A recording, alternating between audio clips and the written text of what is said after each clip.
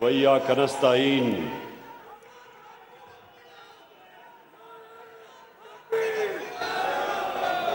میں تھوڑی خاموش میں سب سے پہلے آج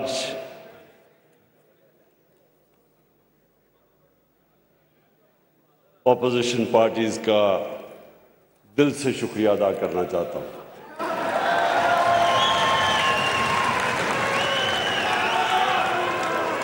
میں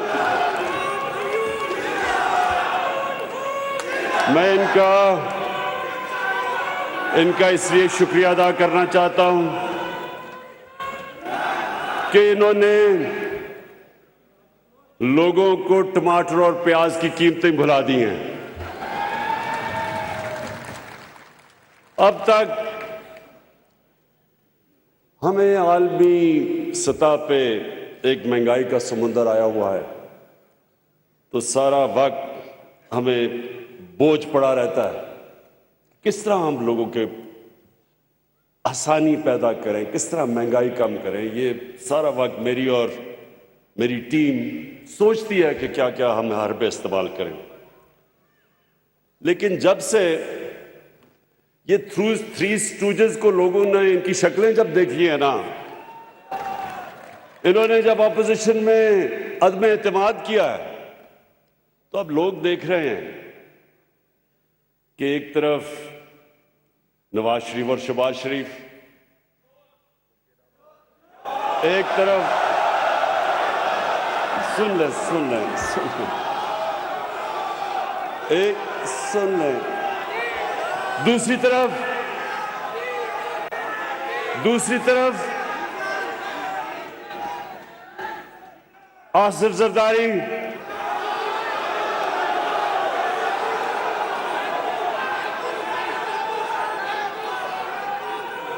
میں نے ایک منٹ سنیں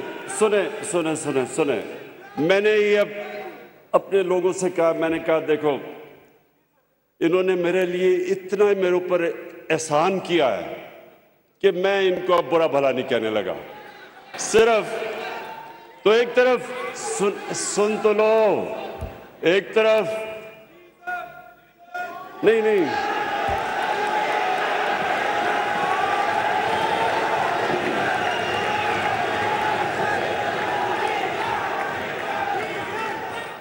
میں سب کو اب ذرا سنیں تو لے، مجھے ان کا شکریہ تو ادا کرنے دیں۔ انہوں نے میری ساری پارٹی کو کھڑا کر دیا، انہوں نے مہنگائی بھلا دی ہے، میرے سارے حلقوں سے آوازیں آنی شروع ہو گئی ہیں، سارے اسلام آباد کا رخ کر رہے ہیں 27 تاریخ کو۔ اس لیے مجھے ان کا شکریہ ادا کرنے دیں پلیز۔ پہلے میں اوورسیز پاکستانیز آپ کے پاس آنے لگا ہوں، پہلے میں ذرا شکریہ ادا کروں نا ان کا۔ جیسے ہی لوگوں نے دیکھا کہ یہ تین شکلیں، ایک طرف فضل الرحمان،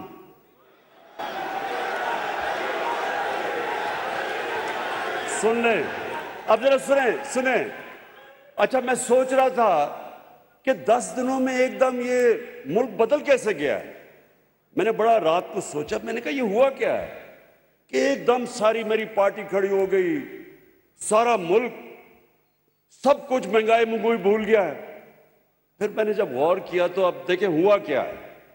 کرنا تو سب اللہ کا ہے، ایک پلان انسان بناتا ہے، دوسرا اللہ بناتا ہے، سب جانتے ہیں کامیاب ایک ہی ہوتا ہے۔ تو انہوں نے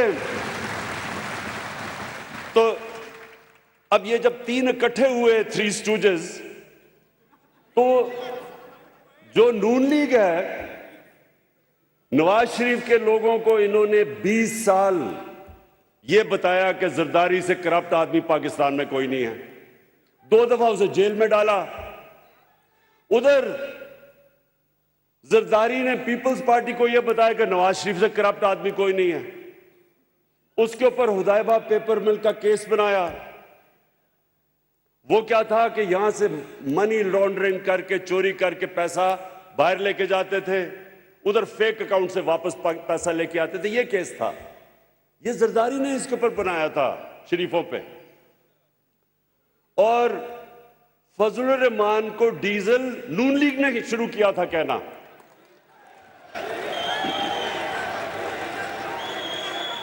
नून लीग का एक रंगबाज जिसने फजल रहमान का नाम डीजल रखा था, हमने नहीं रखा उसका नाम। और डीजल इसलिए कि वो डीजल के परमिटों पे पैसे बनाता था। अब ये सुने जरा, फजल रहमान की पार्टी समझती है कि पीपल्स पार्टी और नून लीग चोर हैं, नून लीग समझती है जरदारी चोर है, फजल रहमान डीजल है। पीपल्स पार्टी नवाज शरीफ को चोर समझती है और इसको डीजल। अब ये जब तीनों इकट्ठे हुए हैं तो मैं इनका शुक्रिया इसलिए अदा करना चाहता हूं कि सारी कौम ने देखा है कि अगर इन्होंने मुल्क को बचाना है तो बेहतर है कि इमरान खान के साथ डूब जाओ।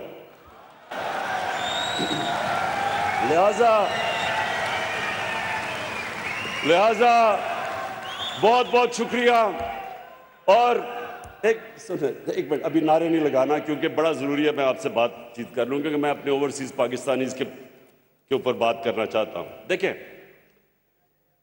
ये अल्लाह का खास करम हुआ है इस मुल्क पे कि ये तीनों इकट्ठे हो गए और इन्होंने फैसला किया अदम एतमाद की तहरीक करने का, वो मेरे खिलाफ वो करने का। तो मैंने उस दिन, आप यकीन करें, मैंने अल्लाह से 2 नफल मांग के शुक्रिया अदा किया। इसलिए एक मिनट, भी वही शोर नहीं, मैंने इसलिए किया कि मैं तंग आ गया था। 3.5 साल जब से हुकूमत आई है, कल हुकूमत गई, परसों हुकूमत गई, आज गई, नाहिल है, सेलेक्टेड है। तो अब जो ये तीनों इकट्ठे होके इन्होंने जो किया है, ये अब कप्तान की जो ये बंदूक की नशिस्त है ना, ये तीनों उसके बीच में आ गए हैं। और जो सुने जरा, सुने देखें,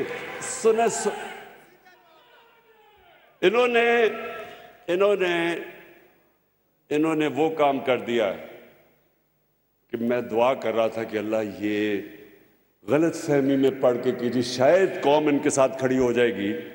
ये पाकिस्तानी कौम को जानते नहीं है, क्योंकि इन्होंने किसी ने सियासत तो सही की नहीं है। नवाज शरीफ वो जनरल जनानी के छतों पे सरिया लगाते लगाते वजीर आला और वजीर वो बन गया। शहबाज शरीफ टोकरे का फल लेके जाता था रिश्वत देने के लिए, वो ऊपर आ गए। इन्होंने मेहनत कौन सी की है? इनको तो बाहर से उठा के सिलेक्ट करके इनको बना दिया। जरदारी ने एक जाली पर्चा दिखा के वो बन गया। इन्होंने मेहनत कब की है? और फजल रहमान 30 साल से दीन को बेच रहा है, इन्होंने क्या मेहनत की है? ये अभी आपने पूरी फिल्म देखी, एक पार्टी ने ग्रास रूट से खड़े होकर थोड़े से लोगों के कैंपेन करके, अवाम में जाके, मेहनत करके, मारे खा के, मुश्किलें देख के हम यहां पहुंचे हैं। ये कभी भी हमारा मुकाबला नहीं कर सकते।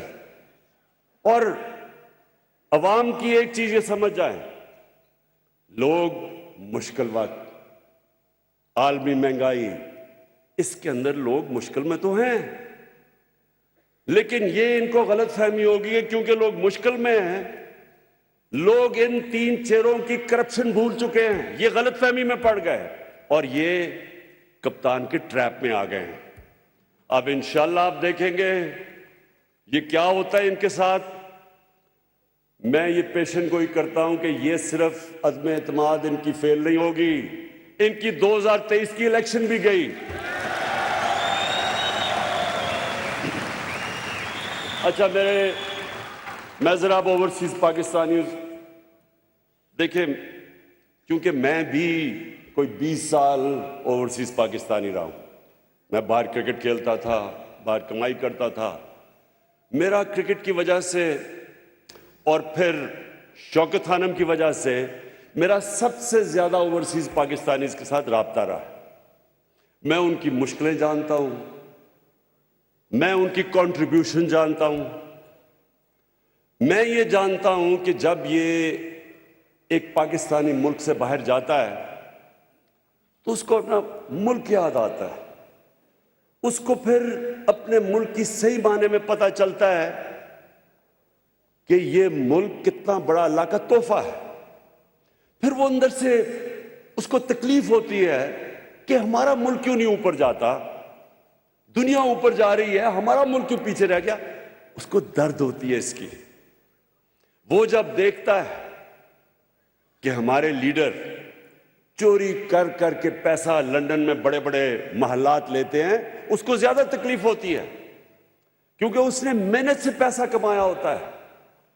انہوں نے 12 گھنٹے کام کیے ہوتے ہیں جب باہر جا کے اپنے بیوی بچوں کا پیٹ پالے، ان کو اچھے اسکولوں میں پڑھائے، ان کی تعلیم دے۔ اس لیے وہ جب دیکھتے ہیں کہ لندن کے سب سے مہنگے علاقے میں، مے فیئر میں، جب یہاں سے چوری کر کے پیسہ وہاں لے کے جاتے ہیں، بڑے بڑے محلوں میں رہتے ہیں، بڑی بڑی گاڑیاں چلاتے ہیں، کسینوز میں رات کو یہ بھرے ہوئے ہوتے ہیں، جوا کھیلتے ہیں، تکلیف ہوتی ہے۔ وہ محنت کرتے ہیں، یہ اپنے ملک کا چوری کا پیسہ باہر لے کے جاتے ہیں، ہمارے بیرون ملک پاکستانی وہاں سے کمائی کر کے پاکستان پیسہ بھیجتے ہیں، جس کی ابھی اسد عمر نے آپ کو بتایا کہ ریکارڈ ریمیٹنسز آئی ہیں ہمارے دور میں، اور اس کے اوپر ہمارا ملک چل رہا ہے۔ تو یہ وہاں محنت کر کے پیسہ پاکستان لائیں، وہ یہاں سے چوری کر کے منی لانڈرنگ کر کے پیسہ باہر لے کے جائیں اور عیاشی کریں وہاں، یہ اور ان کے بچے، ان کو تکلیف ہوتی ہے۔ ہمارے وہ محنت کش پاکستانی وہ جب دیکھتے ہیں، ایک تکلیف یہ ہوتی ہے کہ چوری کے پیسے میں عیاشی کر رہے ہیں، دوسری تکلیف یہ ہوتی ہے کہ یہ ملک کو بدنام کر رہے ہیں، کیونکہ جب یہ باہر جاتے ہیں اور یہ باہر محلوں میں رہتے ہیں تو سارے ان کی حکومت کے لوگوں کو، ان کے وزیر اعظم کو، سب کو پتا ہوتا ہے کہ ان کے پیسے کدھر کدھر پڑے ہیں اور کتنا چوری کا پیسہ ان کے پاس ہے۔ آج روسیوں کا، جو روس کے بڑے بڑے بزنس مین ہیں، جن کو اولیگارکس کہتے ہیں، ان کے سارے پیسے ضبط ہو رہے ہیں، ان کے آف شور اکاؤنٹ ضبط ہو رہے ہیں، کیونکہ ان کو غصہ ہے روس کے اوپر۔ اس کی وجہ سے یہ ان کے ساری پراپرٹیز، اثاثے، جائیداد وہ ضبط کر رہے ہیں، اور ان کو بھی یہی ڈر ہے۔ یہ جو بڑے اس وقت، یہ جو خاص طور پہ 2 بڑے خاندان جنہوں نے یہاں سے چوری کر کے اربوں ڈالر ان کا باہر پڑا ہے، یہ صرف یہی نہیں کہ چوری کرتے ہیں، ان کا چوری کا پیسہ ہمارے ملک کو غلام کر دیتا ہے۔ وہ کبھی بھی سر اٹھا کے بات نہیں کر سکتے باہر کے لوگوں کے ساتھ، اگر ان کو بھی پتہ ہے دونوں کو کہ ان کا چوری کا پیسہ ہے۔ چوری کا پیسہ ان کو غلام بنا دیتا ہے۔ جب آپ دیکھتے ہیں کہ جناب وہ پاکستان کا وزیر اعظم اوباما کے سامنے بیٹھا ہوا ہے، کام پہ ٹانگ رہی ہیں، اور جی کہ ناراض نہ ہو جائے، وہ میرے منہ سے کوئی غلط نہ نکل جائے، اور غلط کیا نکلے کہ وہ اوباما کو مسز اوباما کہہ دیتا ہے غلطی میں، گھبرا کے۔ تو یہ اس لیے ہوتا ہے کیونکہ ان کو پتہ ہے کہ جس وقت وہ چاہے منی لانڈرنگ میں وہ ان کو پکڑ سکتے ہیں، اور یہ وجہ ہے کہ 22 کروڑ کے لوگوں کو یہ غلام بنا دیتے ہیں۔ مجھے یہ بتائیں کہ ڈرون اٹیک، کیا عمران خان ہی رہ گیا تھا کہ یہاں جب 400 ڈرون اٹیکس ان کے 10 سالوں میں ہوئے، زرداری اور شریف کے 400 ڈرون اٹیک ہوئے،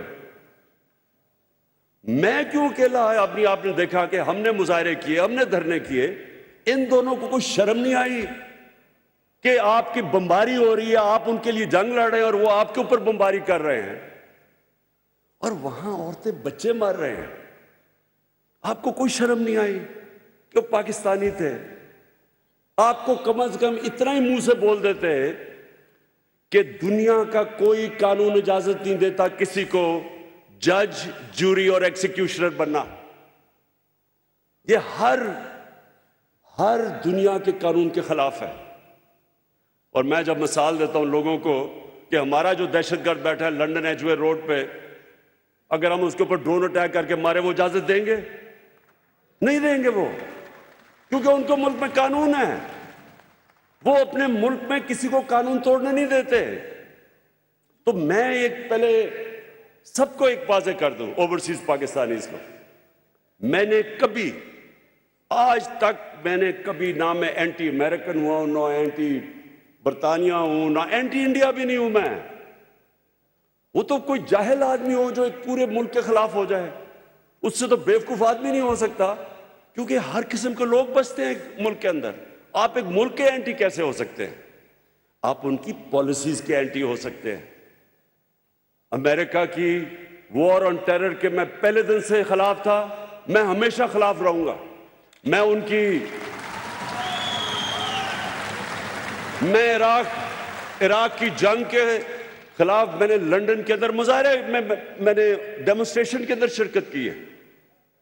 برطانیہ کے اندر لاکھوں لوگ انہوں نے مخالفت کی جو کہ عراق کی جنگ میں جا رہا تھا ایک جھوٹ کے اوپر، ویپنز آف میس ڈسٹرکشن پہ.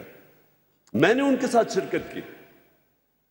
تو برطانیہ میں آپ کیسے کہہ سکتے کہ میں اینٹی یو کے ہوں؟ کیونکہ ان پر بہت بڑی اکثریت نے اس کی مخالفت کی تھی. آج ہندوستان کے اندر جو یہ ہندوتا، ان کی جو یہ فلسفی ہے کہ ہندو ریس صرف انڈیا ہندوؤں کے لیے، باقی وہ برابر کے شہری نہیں، مسلمان، خاص طور پر مسلمان اور پھر کرسچنز. تو یہ تو مجھے پتہ ہے، میں انڈیا کو بڑی اچھی طرح جانتا ہوں. بہت بڑے پڑھے لکھے لوگ ہندوستان کے اس کی مخالفت کر رہے ہیں. وہ سمجھتے ہیں کہ نریندر مودی کی جو پالیسیز ہیں وہ ہندوستان کو تباہی کی طرف لے کے جا رہی ہیں. بہت بڑے لوگ ہیں ایسے، ڈرے ہوئے ہیں اس وقت، کیونکہ فیشزم ہے وہاں، خوف ہے وہاں، میڈیا کے اوپر خوف ہے، ججز کے اوپر خوف طاری کیا ہوا انہوں نے. ایک فیشسٹ گورنمنٹ ہے وہاں. لیکن میں اینٹی انڈیا تو نہیں ہوں. ہم بھی دعا کرتے ہیں کہ وہاں کوئی صحیح لیڈرشپ آئے تاکہ وہ ہندوستان میں کشمیریوں کا حقوق دے. وہاں مسلمان ہیں، وہاں ان کو برابر کا شہری بنائے. ہم بھی یہ دعا کرتے ہیں. اور اگر وہ کشمیر میں جو انہوں نے قدم اٹھایا تھا 5 اگست 2019 کا وہ واپس لیتے ہیں تو ہم پھر ان سے اپنے تعلقات نارمل کر سکتے ہیں اور بات چیت پہ مسئلے حل کر سکتے ہیں. تو میری مخالفت تو یہ تھی کہ آپ نے اپنے لیے اور قانون بنائے ہوئے ہیں.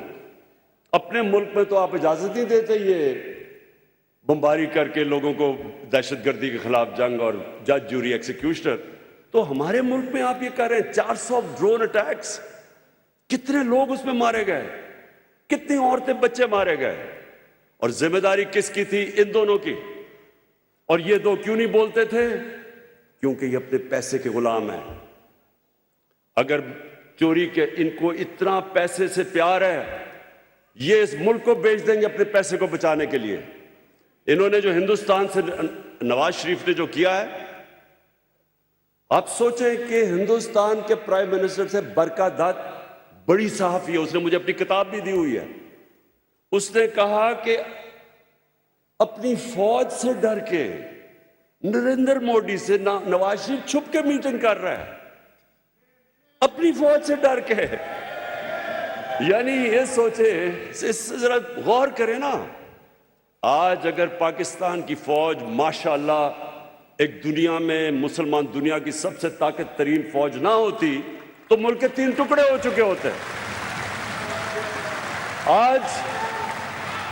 آج آپ ذرا حال تو دیکھیں، ایک منٹ سنیں ذرا، مسلمان دنیا کے حال دیکھیں.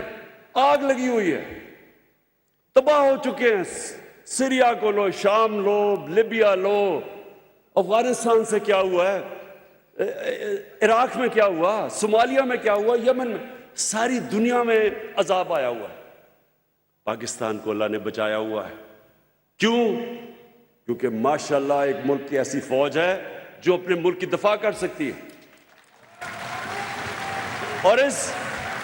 اور اس فوج کے پیچھے اب ذرا سنیں، یہ دو میمو گیٹ کیا تھا؟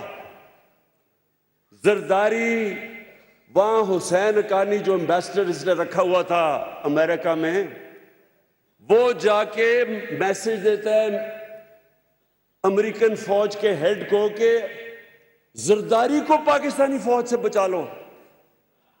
یہ میمو گیٹ تھا۔ اب حیرت سوچے نا کہ ایک آدمی ان کو یہ کہتا ہے کہ اپنی فوج سے، اس کو ایمبیسڈر کہتا ہے کہ اپنی فوج سے، پاکستان کی فوج سے زرداری کو بچا لو، اور دوسری طرف نواز شریف ڈان لیگز کیا تھی؟ ہندوستان کو پیغام دے رہے ہیں کہ جناب اپنی فوج کو، اپنی ہندوستان کو یہ پیغام دے رہا ہے کہ ہماری فوج غلطیاں کر رہی ہے لیکن نواز شریف آپ کے ساتھ ہے۔ وہ اوہو بس بس بس بس بس سنیں، وہ ہر جگہ نریندر مودی پاکستانی فوج، جب پچھلا آرمی چیف تھے رحیل شریف، ہر فورم پہ وہ کہتا تھا کہ دہشت گردوں کا سردار ہے، اور نواز شریف وہ کہتا تھا یہ تو بڑا اچھا ہمارا دوست ہے۔ آپ سوچیں کہ مجھے کوئی کہے کہ آرمی چیف، کوئی باہر کا لیڈر کہے کہ آرمی چیف آپ کا دہشت گرد ہے اور عمران خان بہت اچھا ہے، میں اپنی توہین سمجھوں گا۔ میرے ملک کے چیف کو کہہ رہا ہے کہ وہ دہشت گرد ہے، مطلب کہ میں، یعنی اصل میں تو وہ کہہ رہا ہے کہ پاکستان کا جو چیف منسٹر ہے، پرائم منسٹر ہے، اس کی فوج دہشت گرد ہے، اور وہ بڑے آرام سے اس کو شادیوں پہ بلا رہا ہے، ادھر جدھر جاتا تھا اس کو ان کے بزنس ہو رہے تھے۔ میں صرف آپ کو یہ بتانا چاہتا ہوں، اوورسیز پاکستانیز کی بات کر رہا ہوں، اوورسیز پاکستانیز کو تکلیف ہوتی ہے جب وہ دیکھتے ہیں کہ اس طرح کے لوگ ملک کو شرمندہ کرواتے ہیں دنیا میں کرپشن سے۔ ان کے اوپر مضمون کیا لکھے جاتے ہیں؟ ان کی کرپشن کے اوپر مضمون آتے ہیں۔ جب ان کے اوپر ایک آرٹیکل چھپتا ہے انگلینڈ کے مین اخبار میں، جدھر زرداری جا کے ہاتھ ملا رہا ہوتا ہے ان کے پرائم منسٹر سے، اور نیچے کیپشن یہ ہوتی ہے کہ وہ اپنے پرائم منسٹر کو کہہ رہے ہوتے ہیں کہ دیکھ کے کہ تمہاری انگلیاں نہ چوری کر لیں ہاتھ ملاتے ملاتے۔ یہ ملک کا پرائم، یہ سن لیں، یہ اس لیے ہمارے ملک کے اندر، ہمارے ملک کو اس کا وہ وقار نہیں بنا، اس کا مقام نہیں بنا، کیونکہ اس طرح کے لوگ تھے۔ مجھے کئی اختلافات ہیں ذوالفقار علی بھٹو سے، کئی چیزوں انہوں نے بڑی غلط کی، لیکن میں آج یہ کہتا ہوں کہ وہ ایک خوددار لیڈر تھا۔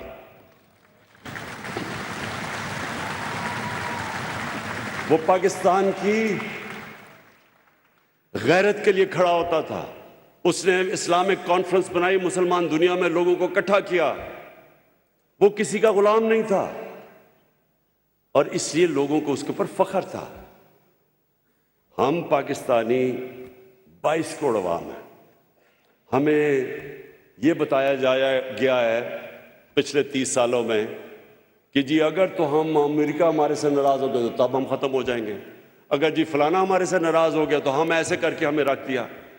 دیکھیں، میں جب کرکٹ کیپٹن تھا، میں صرف آپ کو ایک بات بتانا چاہتا ہوں، میں جب شروع کی کرکٹ تو ہماری ٹیم کاؤنٹی کرکٹ سے کھیل کے بڑے اچھے کھلاڑی تھے ہمارے، لیکن ان دنوں میں نئی ہمیں آزادی ملی تھی انگریز سے، تو ہمارے ٹیم کے جو سینئرز تھے ان کے ذہن میں ایسی احساس کمتری تھی کہ میں جب شروع میں ٹیم میں آیا تو مجھے سینئر پلیئر کہہ رہے ہیں جی انگریز سے ہم نہیں جیت سکتے، ان کی تو ٹیکنیک اتنی اچھی ہے، ان کی کرکٹ اتنی اچھی ہے، ہم تو سیکھنے آئے ہیں ٹور پہ، ہم ان سے جیت نہیں سکتے۔ اس کا نتیجہ یہ ہوتا تھا کہ ہم جیتے ہوئے میچ ہار جاتے تھے، کیونکہ پہلے سے ہی ہارے ہوئے ہوتے تھے میچ میں سے پہلے کہ ہم تو جی ان سے جیت نہیں سکتے۔ ہم جب جیتنا شروع کیا تو ہماری ٹیم اتنی اچھی نہیں تھی، اچھے ہمارے کھلاڑی نکل گئے تھے جب تک میں کیپٹن بنا، لیکن کیونکہ ہم نے احساس کمتری ختم کی تھی، میں نے اپنی ٹیم کو ایک چیز سمجھائی تھی کہ جب آپ قدم رکھتے ہیں تو جب آپ ٹیم میدان دیکھتے ہیں تو پہلے ذہن میں ڈالو کہ یہاں کوئی بھی نہیں جو مجھے ہرا سکتا ہے. جب تک آپ کا یہ ذہن نہیں ہوتا آپ جیت نہیں سکتے. اسی طرح قوم ہوتی ہے. اگر قوم کے اندر آپ ڈال دیں جس طرح یہ انہوں نے 10 سال اپنے ملک کے اوپر ہی بمباری کروائی, اپنے لوگ مروائے, اور ڈرے بات کرتے ہوئے کہ جی وہ ناراض نہ ہو جائے امریکہ. دیکھیں, امریکہ کے لوگوں کو پتہ ہے کہ جب کوئی اپنے ملک کے مفادات کے لیے کھڑا ہوتا ہے وہ اس کی عزت کرتے ہیں, جب وہ ان کے پیروں میں گر جاتا ہے وہ اس کو استعمال کرتے ہیں. ہم 80 کی دہائی میں ہم نے امریکہ کے ساتھ مل کے افغان جہاد لڑی. جیسے وہ جہاد ختم ہوئی 8-9 سال کے بعد روس سوویت یونین ہار گئی, ہمارے اوپر سینکشنز لگا دی انہوں نے. اس کے بعد پھر جب 9/11 کے بعد ان کو ہماری ضرورت پڑی, جارج بش نے کہا کہ میں کبھی پاکستان, اس نے ہمیں کہا کہ اب اس باری ہم پاکستانی کو ابینڈن نہیں کریں گے, پہلے ہمارے سے غلطی ہوئی اب نہیں کریں گے. جو ہمارے ملک کو ذلت اٹھانی پڑی, یہ جو وار آن ٹیرر کے اندر 80,000 پاکستانی مرا, 80,000 پاکستانیوں کی جانیں گئی, اکانومی اجڑ گئی, قبائلی علاقہ تباہ ہو گیا, 35 لاکھ لوگوں نے نقل مکانی کی. کسی نے ہمارا شکریہ ادا بھی نہیں کیا, کسی نے یہ بھی نہیں کہا کہ پاکستانیوں آپ نے ہمارے لیے قربانی دی. ان کی غلطی نہیں ہے, ہماری غلطی ہے. اگر ہم استعمال ہونا چاہیں دنیا ہمیں استعمال کرے گی, اگر ہم اپنی عزت نہیں کریں گے دنیا عزت نہیں کرے گی.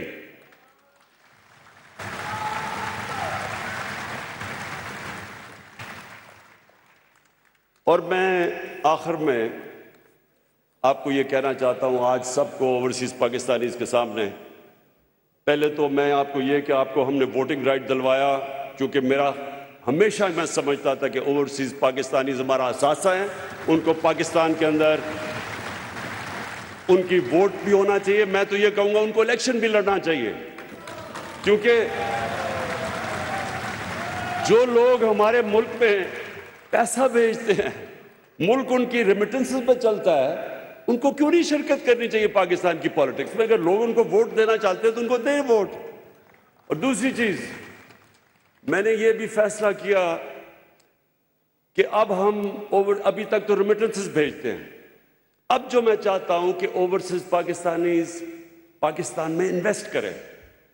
اس کے لیے ہم نے کیا کیا کہ جو بھی آپ جوائنٹ وینچر کریں گے پاکستانیوں کے ساتھ, یعنی اوورسیز پاکستانی جوائنٹ وینچر یہاں کریں گے, یا آپ کوئی انویسٹمنٹ کریں گے انڈسٹری میں انویسٹمنٹ کریں گے, 5 سال تک آپ کو ٹیکس ہالیڈے ملے گا.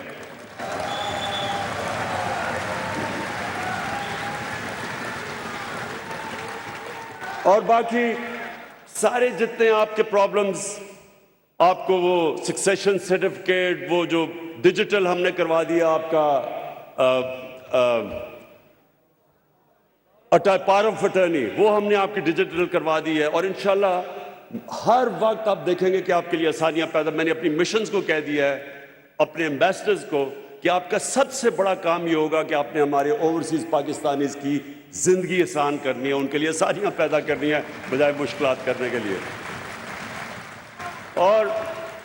اور میں آخر میں جو بات کہنا چاہتا ہوں وہ یہ, میں چیلنج کرتا ہوں, یہ میں آج کھڑا چیلنج کر رہا ہوں کہ یہ جو ہم نے 3.5 سال میں پاکستان کے لیے جو مشکل حالات میں ہم نے کیا ہے, میں چیلنج کرتا ہوں کہ پاکستان کی تاریخ میں کسی گورنمنٹ نے 3.5 سال میں اتنا زیادہ کام نہیں کیا.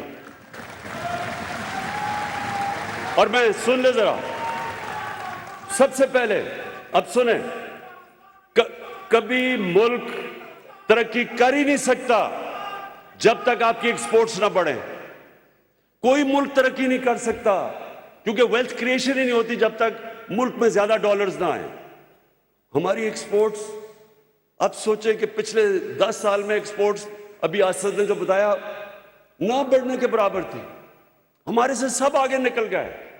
20 سال پہلے ہم ساتھ ہی تھے بنگلہ دیش کے, ویتنام کے, کمبوڈیا کے, ہم ان کے ساتھ تھے. سارے ہمارے سے آگے نکل گئے ایکسپورٹس میں، ملک وہیں کا وہیں کھڑا ہے. تو آپ پاکستان کی ریکارڈ ایکسپورٹس ہوئی ہیں، اور انشاءاللہ جو ابھی فگرز آ رہی ہیں، جو ہماری توقع تھی اس سے بھی زیادہ ایکسپورٹس ہو چکی ہے پاکستان کی. ریمیٹنسز آپ کی وجہ سے ریکارڈ ہوئی ہیں. ہم نے انسینٹیوز دیے لوگوں کو کہ بینکنگ چینل کے ذریعے پیسے بھیجیں، وہ ریکارڈ ہوا ہے. پھر پاکستان کی تاریخ میں سب سے زیادہ ٹیکس کلیکشن ہوئی ہے، جو کبھی سوچ بھی نہیں سکتا تھا کہ 6,000 ارب تک ٹیکس اکٹھا کر لیں گے، وہ ہم نے کیا ہے. اور یہ کس ٹائم پہ؟ ساری دنیا کے اندر کرونا کا عذاب آیا ہوا تھا. جو برطانیہ میں بیٹھے اور جو امریکہ میں بیٹھے لوگ یہاں بیٹھے ہوئے ہیں، آپ سوچیں آپ کے اوپر کیا گزری تھی، کس طرح کے حالات میں آپ نے سامنا کیا. وہ مہنگائی آج کا کتنی آئی ہوئی ہے آپ سب جانتے ہیں. ہم دنیا نے جس طرح اسد نے کہا، دنیا نے اکنالج کیا کہ جس ملک میں سب سے زیادہ اہلیت تھی، سب سے زیادہ کمپٹنس تھی اس مشکل وقت سے ڈیل کرنے کی، وہ ٹاپ پہ پاکستان تھا. اور اس دور میں اپنے لوگوں کو بھی بچایا، اپنی اکانومی کو بھی بچایا. 5.6% گروتھ ریٹ ہوئی، جو کوئی تصور بھی نہیں کر سکتا تھا. ایشین ڈیولپمنٹ بینک کا بھی وائس پریزیڈنٹ، اس نے کہا ہمیں حیرت ہے کہ پاکستان جس طرح اوپر گیا. بل گیٹس نے آ کے پاکستان کے ماڈل کی تعریف کی. اکانومسٹ نے پاکستان کو رکھا کہ انہوں نے جس طرح نکلے ہیں اس مشکل وقت سے. اور ٹیکس کلیکشن اس وقت پہ 6,000 ارب ریکارڈ پہ لے کے گئے، اپنی ٹارگٹ سے آگے نکل گئے. اور میں نے جب آیا تھا، میں نے پہلے کہا تھا کہ میں انشاءاللہ اس ملک میں 8,000 ارب روپیہ سالانہ اکٹھا کروں گا ٹیکس میں. میں اس سے زیادہ اکٹھا انشاءاللہ آپ کو کر کے دکھاؤں گا، کیونکہ جب پیسہ آئے گا تو ہم اپنے لوگوں پہ خرچ کریں گے، ہم اپنے انفراسٹرکچر ڈیولپ کریں گے. ہماری جو 4 فصلیں تھیں جو بھی بتایا، اس نے 4 ریکارڈ فصلیں ہوئی ہیں پاکستان کی تاریخ میں. 1100 ارب روپیہ گیا دیہات کے اندر. 65% پاکستان دیہات میں ہے. کبھی پاکستان کے دیہات میں اتنا زیادہ پیسہ نہیں گیا.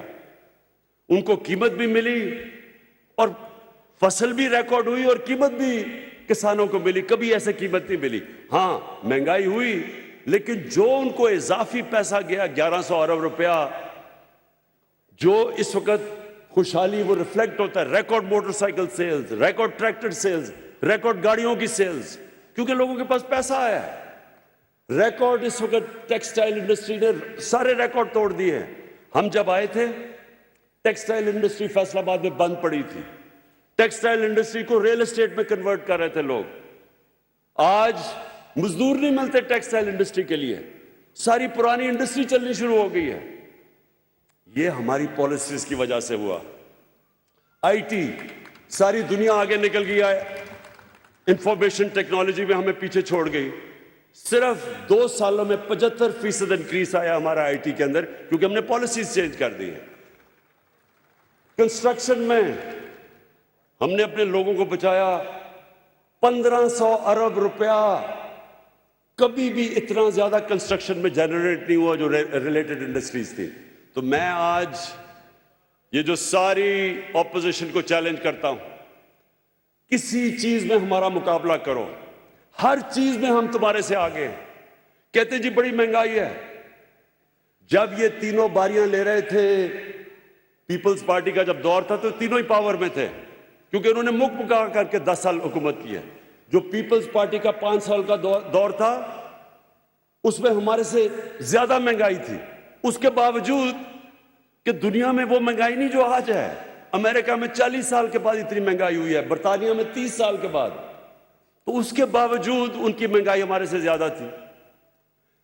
کوئی انڈیکیٹر لے لو، ہماری تعلیم لے لو. پہلی دفعہ پاکستان کی تاریخ میں یکساں تعلیمی نصاب ہم لے کے آئے ہیں.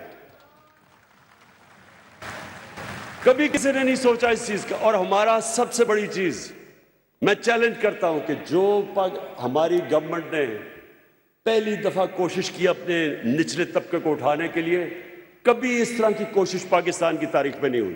ہیلتھ کارڈ، آپ امریکہ انگلینڈ بیٹھے ہیں، کہیں بھی آپ کو ہیلتھ انشورنس نہیں ملتی پیسے دیے بغیر.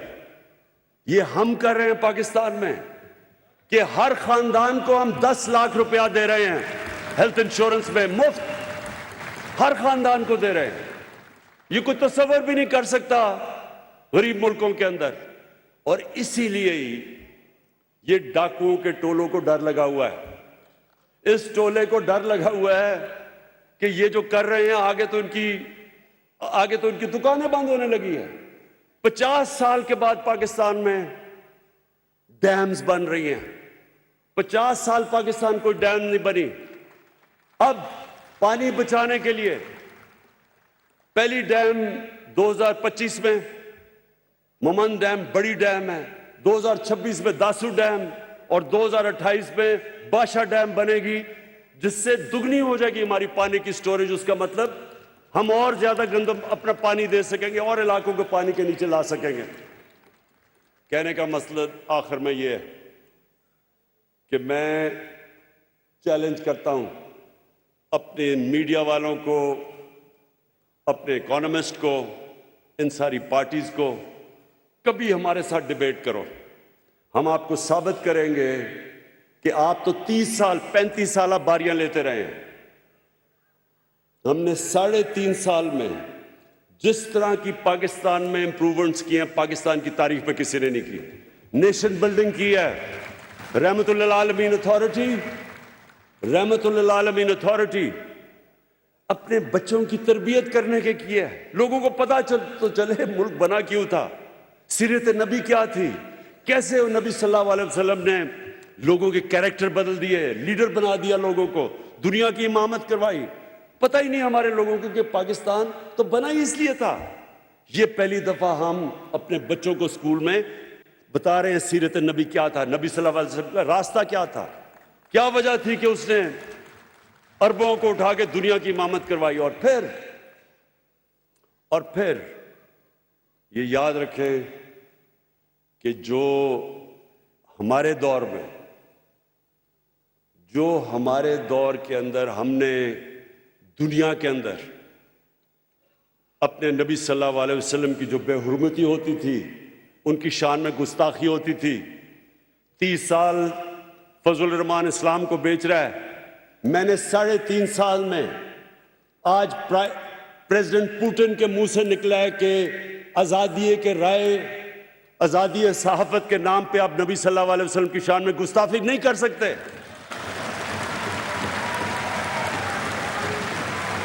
جسٹن ٹروڈو کینیڈا کا پرائم منسٹر جسٹن ٹروڈو نے اس نے سٹیٹمنٹ دیا ہے کہ آپ آزادی ہے رائے کا نام اس کی پیچھے ہمارے نبی صلی اللہ علیہ وسلم کی شان میں گستاخی نہیں کر سکتے۔ یہ پہلی دفعہ ہوا ہے۔ یہ اتنی دیر جو دکان لگائی ہوئی ہے اسلام کی، فضل الرحمان مجھے بتائیں، آپ نے ایک ہیڈز آف سٹیٹ تو دور کی بات ہے، آپ نے کسی ان کے چپڑاسی سے بھی یہ کلوایا ہے باہر؟ آپ کو پتہ ہے آج یونائٹڈ نیشنز کے اندر، یہ میں آپ کو بتانا چاہتا ہوں کہ آج یونائٹڈ نیشنز کے اندر آج ڈیبیٹ ہو رہی ہے اور ریزولوشن پاس ہوگا اسلامو فوبیا کے خلاف۔ یہ ہماری وجہ سے ہے۔ آپ بیرون ملک پاکستانیوں کو پتہ ہے اسلامو فوبیا کیا ہے، یہاں تو لوگوں کو نہیں پتا ہے۔ وہ جو آپ باہر رہتے ہیں آپ کو پتہ ہے کہ کئی دفعہ سر کور کیا ہوا ہے اور سڑکوں کے اوپر برا بھلا کو کہتے ہیں، کوئی بات نہیں کرتا تھا آج تک۔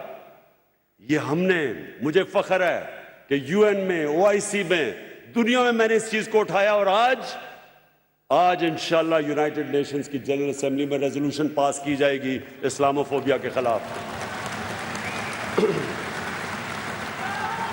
میں پھر سے آخر میں اوورسیز پاکستانیز کو یہ یقین دلانا چاہتا ہوں کہ میری گورنمنٹ آپ کو اس ملک کا سب سے بڑا اثاثہ سمجھتی ہے، اور ہم پوری کوشش کریں گے آپ کی بہتری کے لیے، آپ کی آسانیاں کے لیے، اور آپ کو کیسے کہ پاکستان میں آپ انویسٹ کر سکتے اور اپنا بھی فائدہ اور ملک کا بھی فائدہ کروا سکتے ہیں۔ شکریہ۔ اسلام آباد میں پی ٹی آئی کا اوورسیز کنونشن اس وقت جاری ہے۔ وزیر اعظم عمران خان خطاب کر رہے تھے اور اس موقع پر ان کا کہنا تھا کہ اپوزیشن پارٹیز کا دل سے